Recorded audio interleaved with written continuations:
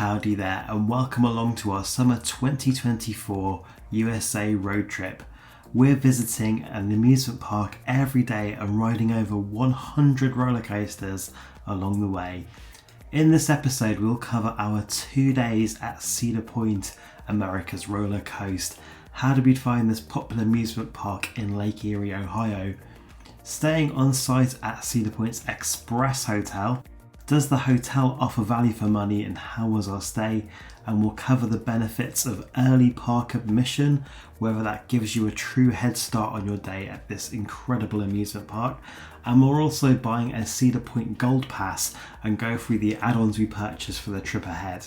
Of course, we're visiting a park with one of the biggest collection of roller coasters, so how will we fare in completing the old coaster bingo card? All this and more coming up in this episode at Cedar Point.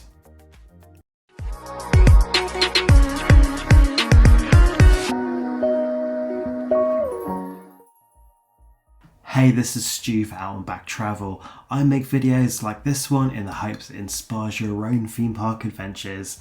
If you enjoy the video, please smash that like button and consider subscribing, as that really helps me out on YouTube. Thank you.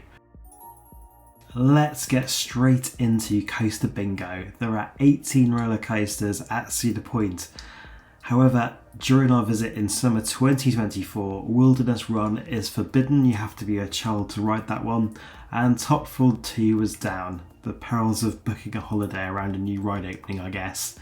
It's important to have the expectation that you might get spited by attractions that are closed for technical reasons, weather, or all kinds of reasons when you do a theme park holiday. But it's important to make the most of what you can do and what rides are available when you're there in the moment.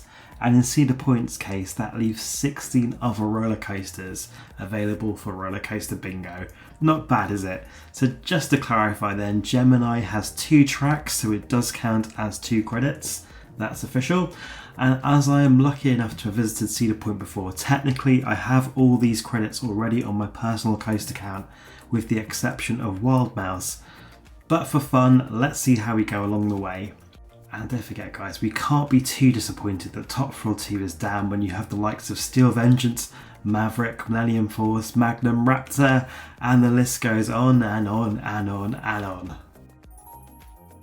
Let's talk about how we got into the park and the ticket option we chose. We went for the Cedar Point Gold Pass, which gives us unlimited visits to Cedar Point for the 2024 season. Free regular parking, which would cost you $30 a time on the gate, 10% off food and merchandise within the park, and 10% off Cedar Point hotel stays that will come in handy for the next section of the video. The Gold Pass was $130. We then purchased 2 add-ons. Firstly, the All Park Passport. This was an additional $100 and it unlocked the ability to visit all Cedar Fair parks, which will come in useful for the rest of the trip. Your benefits you have at your home park also then extend throughout the pass. So it doesn't matter which park you're visiting, you still get your admission, you still get your free parking, the discount on food and merchandise, and if you buy something like a drinks cup scheme, which we did, it could then be used at all the Cedar Fair parks, which makes it an incredible value. The All Park Passport upgrade in 2024 also allowed you early entry. When we were booking this trip out of season in November, this information wasn't clear, which is why we opted to book an official Cedar Point hotel, and we had the 10% off as well. It's hard to find a reasonably priced nice hotel in Sandusky. Most are complete dumpster fires or ridiculously expensive, but we went for the Cedar Point Express Hotel as we really wanted to guarantee that early entry. We also purchased the 2024 Season Pass drink plan for $34.99. The nice thing Cedar Fair does with its drinks refill program is to give you the choice of either having a souvenir bottle that you can take with you from park to park, or you can opt for a paper cup and you get a paper cup each time you want a drink, which is the option we went for. So apologies to the rainforest and the polar bears, but not having to carry around a big leaky, sticky, awkward mess. And I'm not talking about myself, I'm definitely talking about a souvenir bottle, is a much nicer option. The staff will scan your season pass either on your app or the actual physical card, and it tells them on their system that you have the drinks plan, and they give you a paper cup. Whether you have the cup or the drinks bottle, you can refill after a 15-minute interval, and for an extra $10 you can upgrade the cup plan to include icy drinks, that's the slushes, and the hot drinks too, which is actually quite a good deal. With theme park pricing on drinks, this deal is really good for staying hydrated, especially over a few park visits. It really pays for itself. In total, for 4 season passes, 4 all park passport add-ons, and 3 drink plans. Yeah, some of us are from Yorkshire and wanted to share the drinks plan. We paid $1,024 plus $80 in tax and a $9.99 processing fee. What a set of bastards. I hate it when companies add on processing fees. But the total came to a little over $1,100, which converted to £883, so it worked out at £220 each for the passes. We did 6 visits in total, including 2 to Cedar Point, so it works around a little under £37 per visit, so not bad value at all, especially when we could drink all day too. We stayed 2 nights at Cedar Point's Express Hotel. This is the cheapest accommodation Cedar Point offer, located at the entrance to Cedar Point Drive. You will require a car to stay here, as there's no pedestrian access on the causeway to the park, and there are no available shuttle buses to the park. The hotel doesn't charge a fee for overnight parking, which is nice. We booked our stay during the Black Friday sale using the pass holder discount. We paid the equivalent of £140 for 2 nights, so £70 a night per room is not bad value at all. The rooms are actually quite large. You have a safe with this little open closet area, handy for tucking the suitcases out the way there, a coffee maker, an enchanted microwave, the fridge and freezer, quite unusual for a hotel room fridge to have a little freezer compartment, quite handy. 2 beds, so you have the choice of whether you want to sleep underneath Raptor or Millennium. What's your choice? Let me know in the comments below. A Valraven print outside the bathroom, which has a shower and a tub, and there's some tissues if all these roller coasters are making you too excited. It's a nice room. The hotel does have an outdoor pool and splash pad and a lobby shop, and that's kind of it for amenities. It's quite basic, as you're just here for Cedar Point, right? Outside the hotel, you can almost walk across a little bit of grass to get to Dairy Queen, and just across the road there is a McDonald's, which was quite handy for breakfast. The customer service at Cedar Point's Express Hotel wasn't the best, particularly as we had the check-in faff the night before. They also didn't give us the tickets for early entry on our first day, but luckily the park were able to resolve this at the turnstile, as there is customer service there, thankfully. Okay then, let's go over early entry. As an Express Hotel guest, you need this little slip of paper from reception plus a valid park ticket to get into early entry. Early entry is up to 1 hour, so on our visit it was from 9 AM till 10 AM before the park opened to the general public at 10 AM. The following attractions were scheduled for early entry in 2024, subject to all the usual mechanical, technical, weather and terms and conditions that can affect availability. You have the Atomic Scrambler, the Calypso, Gatekeeper, Iron Dragon, the Kiddie Kingdom rides, the Matterhorn, Millennium Force, suddenly we got an upgrade there, and Wild Mouse. Not a bad selection at all, mainly the kind of bottom right hand side of the park plus Millennium Force. On the Monday we headed to Gatekeeper first. It was running with a bit more bite than I remembered, a bit of intensity and actual airtime. I loved the ridiculous big swoopy elements. Doing it an early entry and keyholing through the entrance feature while the peasants who don't have early entry wait outside below makes me feel like a majestic butterfly soaring over my great kingdom. It is a great coaster and it doesn't get enough love. We then queued about 15 minutes for Wild Mouse, so that unlocks all the available credits for me on this visit. This is a really chunky solid ride, a little on the short side, but nice to do something different than the usual pissing about with all the zigzags you get on Wild Mice. Really love the presentation of the ride, especially the Grumpy Mouse. I like it that all the cars have different personalities, and that really adds to the ride experience. Fantastic job from Cedar Point. We then headed to Millennium Force, quite a unique style of roller coaster with its big overbank turns and some airtime hills and pops. After 20 years of riding this coaster, it's a sentimental feature and my all-time favourite mantelpiece, this big old blue daft thing.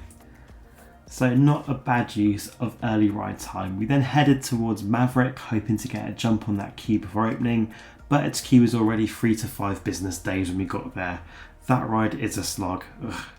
When you do eventually get on it, it'll be more than worth the agonising wait.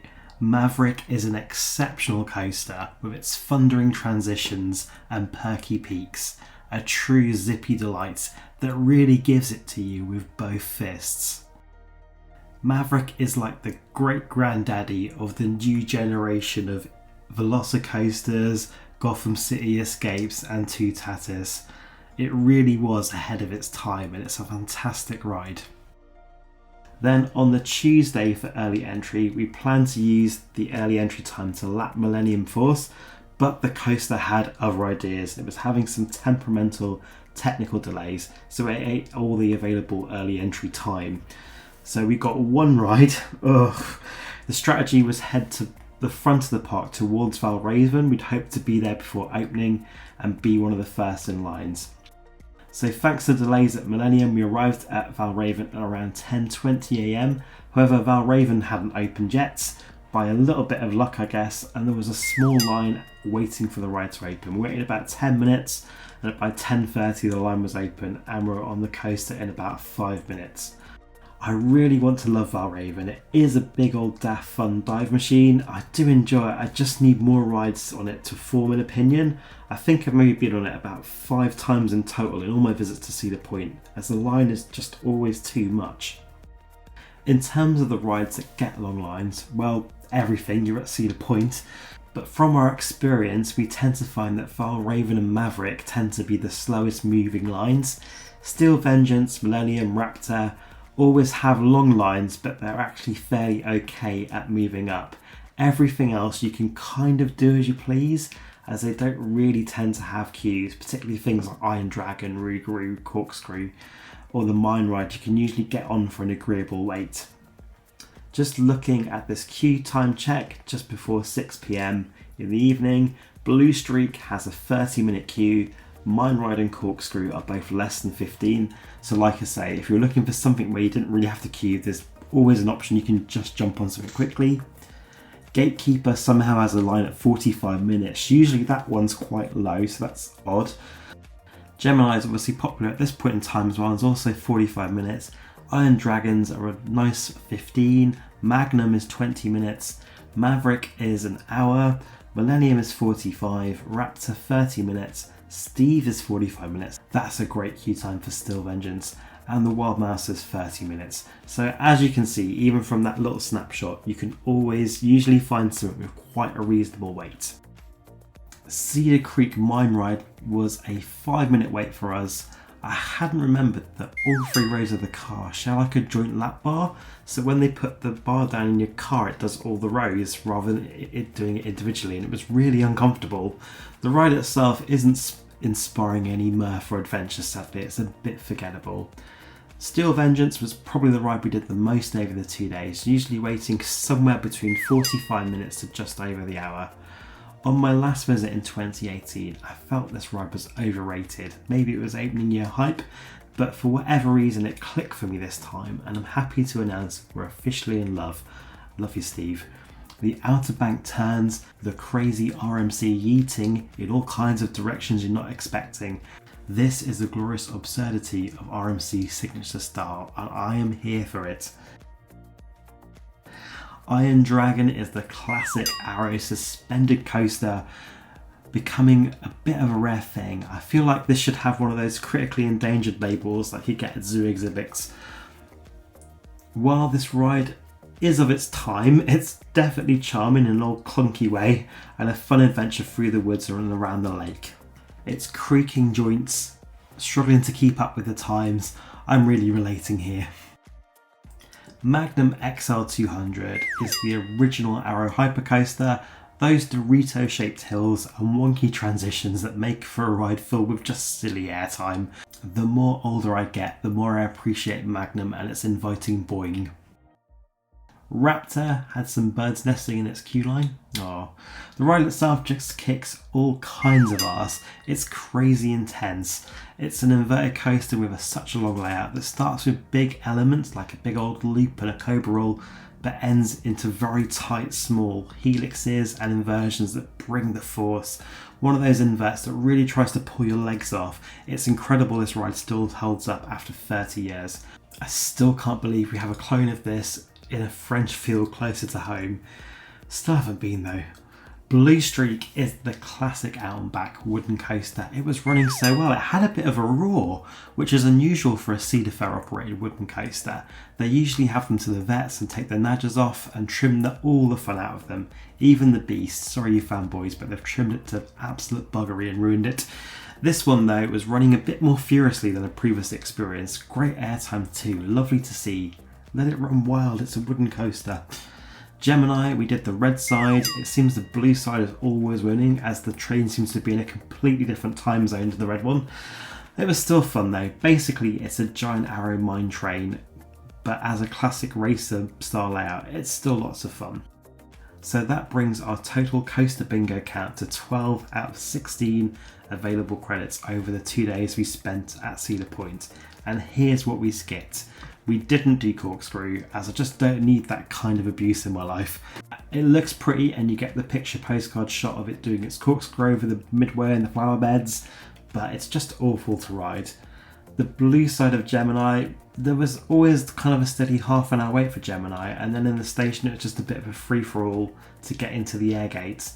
We raced the others in our group who did the blue side, we just never got back around to riding again. Rougarou is another coaster I just have never gelled with. I've always preferred Mantis, to be completely honest with you. The flawless conversion never won my heart or invited me to lovingly take a spin. It's a case of if this coaster was in another park it would definitely be the headline, but at Cedar Point it just kind of blends into the crowd. Woodstock Express is in the Camp Snoopy children's section of the park, so I had absolutely no need or desire to visit this area or go on this coaster. I've done it before, like I say.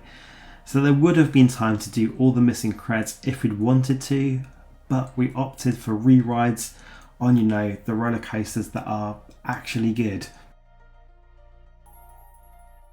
It's hard to forget there's more than roller coasters at Cedar Point. Power Tower is a very tall S&S shot tower. You can choose between classic space shots, upwards mode, or a turbo drop downwards launch. Nice to have a choice. Skyhawk is the S&S screaming swing. It's always a good time. There's loads of classic flat rides, and I love doing the cable cars over the midway for great views from the park from above. You can also meet the camels who live under Millennium Force, which are of course now viral celebrities after their escape attempts. It was $5 for a little feed cup or $25 for a bucket, and there's all kinds of animals you can pet and feed, including this llama, who is my spirit animal. Cedar Point is an incredible place. You need at least 2 days to try and do the park justice, and if you're visiting for the first time, I really would consider maybe planning 3 days. The park is huge, the ride collection is huge, there's a lot to cover and a lot to fall in love with. The operations on the whole are good. Most of the ride crews are really focused on the throughput and moving those lines up. However, with the amount of fast lane that is now sold and the popularity of the park skip the line product, this does have a knock-on effect on the standby queues, which are now a bit longer. Due to the popularity of Cedar Point, there are usually lines to contend with. We didn't go for fast lane this time as we felt we could do the park, and we've got the lovely advantage of being before. So it's one of those things where it is a lot of money to add it on, but if it's your first time, it may be worth saving up and doing it just to take the pressure and the anxiety of getting all the creds on your coaster bingo card. So after 2 days, we said adieu to Cedar Point, and coming up in the next video, we're heading west to Wisconsin For a theme park that started this whole trip thanks to its £4 Black Friday sale tickets, Mount Olympus. Was this deal too good to be true? It's our first time visiting this park, so how will we find it? How are the park's collection of infamous wooden coasters holding up, including the undergrounding and looping Hades 360? And the relatively unique slide wheel, basically a water slide for a big washing machine. I hope that they put me on a delicate cycle. If you have any questions about Cedar Point or doing a road trip through the USA, please leave them in the comments below, and until next time, stay safe on the way out and back.